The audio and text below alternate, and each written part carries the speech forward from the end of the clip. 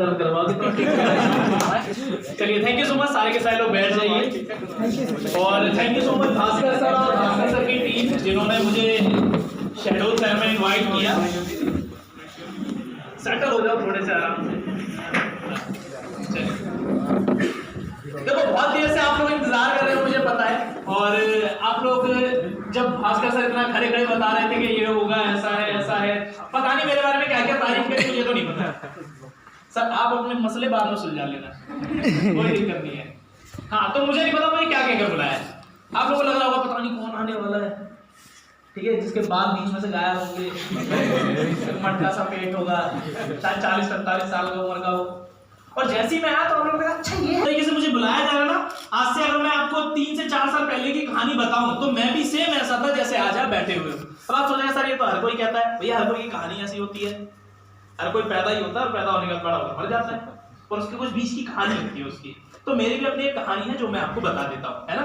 अब 11 बजे सेशन शुरू करना था, 12 हो गए हैं, तो मेरे पास एक बड़ी दिक्कत है कि कम समय में मुझे आपको ज्यादा बताना पड़ेगा और अच्छा बताना पड़ेगा, है ना।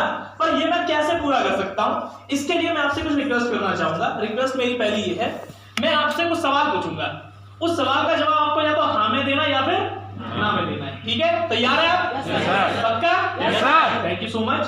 दूसरा, अगर आपका कोई भी जरूरी काम है, कोई भी कॉल हुआ है, तो देखो मैं समय लेकर आया हूं और चिंता ना करो। अगर आप मुझे अपना समय दे रहे हैं तो मैं आपकी समय की कदर करता हूं, पर आप भी मेरे समय की कदर करना। ऐसा नहीं कि साइड में मैसेज कर लिया मुझे रिप्लाई देने तो भाई थोड़ा सा लेट हो जाऊंगा मैं आने में, तो ये सब काम आप बाद में कर लेना। हाँ तो चलिए शुरुआत करते हैं। देखिए दिल्ली के अंदर मेरा जन्म हुआ, एक मिडिल क्लास फैमिली के अंदर, गवर्नमेंट जो है हॉस्पिटल के अंदर जब मैं पैदा हुआ। और मेरे जो पापा हैं, मेरे मम्मी पापा, तो मेरे पापा दिल्ली शहर के अंदर आए थे, सिलाई का काम करते थे, कपड़े की सिलाई होती है ना उस चीज का। और क्योंकि जब वो आए थे तो उनके पास अपना खुद का घर था नहीं, तो उन्होंने एक झोपड़ा जो होता है ना जिसके ऊपर टीन डली होती है, हाँ, तो उस घर को पापा ने किसी तरीके से किराए पर लिया था। और वहां पर ही मेरे पापा ने जब काम वाम करना शुरू करा, उन्होंने कमाना शुरू करा, तो जब लड़का कमाना शुरू करता है तो घर वाले क्या करते हैं, लड़की देखना शुरू करते हैं। तो मेरे पापा के लिए एक लड़की देखी गई, वो कौन थी? मेरी मम्मी होगी ना। तो उन दोनों की शादी हुई, और शादी होने के बाद घर का सबसे बड़ा लड़का जो है वो मैं हुआ, और फिर मेरी 3 छोटी बहनें हुई। अब मैं आपको यहाँ से ये समझाना चाह रहा हूँ, आप और मैं बिल्कुल अलग नहीं है, क्योंकि जब मैं बड़ा हुआ तो गवर्नमेंट स्कूल के अंदर पढ़ाया गया, क्योंकि मेरे पापा के पास प्राइवेट स्कूल पढ़ाने के लिए पैसे नहीं थे।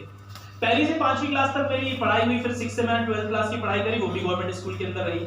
मेरे पापा जो है, मुझे याद है, दिन के 2 रुपए दिया करते थे, जो है पॉकेट मनी, कि जा बेटा 2 रुपए खा लियो। और ये मानो कि मेरा जो घर है उसमें एक पलंग लिया था, उस पलंग के ऊपर पापा और मैं सोते थे, और मम्मी नीचे चटाई और दरी बिछाकर मम्मी और 3 बहनें जो है उस पर सोया करती थी। हमारा जो घर था वो इतना बड़ा था, जब किसी को नहाना होता तो बाकी सारे बाहर वेट करते थे, और अंदर जो है एक इंसान नहाकर बाहर निकलता था। जब खाना बनता था तो खाने का हमारा एडजस्टमेंट बड़ा अच्छा था। किचन जो हमने बना रखा था वो कैसे था, पलंग के नीचे गैस सरका रखी थी और सिलेंडर लिटा कर रख रखा था। जब खाना बनाना होता सिलेंडर को बाहर निकालते थे, गैस को बाहर निकालते और तब जाकर खाना बनता था। कितनों की कुछ स्टोरी ऐसी है मिडिल क्लास फैमिली टाइप की है। अच्छा कोई हाथ नहीं उठा रहा, इसका मतलब तुम मुझसे अमीर हो। बहुत बढ़िया, मतलब तुम मुझसे अच्छे खासे लाइफ को जी रहे हो। अब एक बात बताता हूँ, यहाँ से थोड़ा सा टर्न है। एक कहावत सुनी है कि किसी न किसी परिवार के अंदर एक ऐसा इंसान जन्म लेता है जो पूरे खानदान का नाम रोशन कर देता है, होता है। वो मेरे पापा थे। मेरे पापा अलीगढ़ शहर से करीब 11-12 भाई ये आए थे, पर उसमें से एक अकेला इंसान है मेरे पापा, जो आज उस पूरे के पूरे गांव के सबसे सक्सेसफुल और सबसे अमीर आदमी है। ये मेरे पापा की कहानी है। पर 12th क्लास तक जो मैंने जिंदगी जी है वो ऐसे ही जी है। अब यहाँ से शुरू होती है मेरी कहानी कि मैं घर का इकलौता लड़का, 3 छोटी थी, तो सबसे ज्यादा उम्मीद किससे रहती है? बेटे से, कि कल को जाकर घर परिवार कौन चलाएगा? यही चलाएगा। तो मुझे हमेशा एक चीज सिखाई कि बेटा अच्छे तरीके से जो है अच्छे संस्कार में रहियो, है ना, गलत संगति मत पालियो, और तुझसे हमें बहुत ज्यादा उम्मीद है। तो उम्मीद घर वाले सिर्फ एक ही चीज को लेकर दिखाते, वो है पढ़ाई। बेटा पढ़ाई अच्छी कर ताकि कल को तेरे को अच्छी सी नौकरी मिल जाए।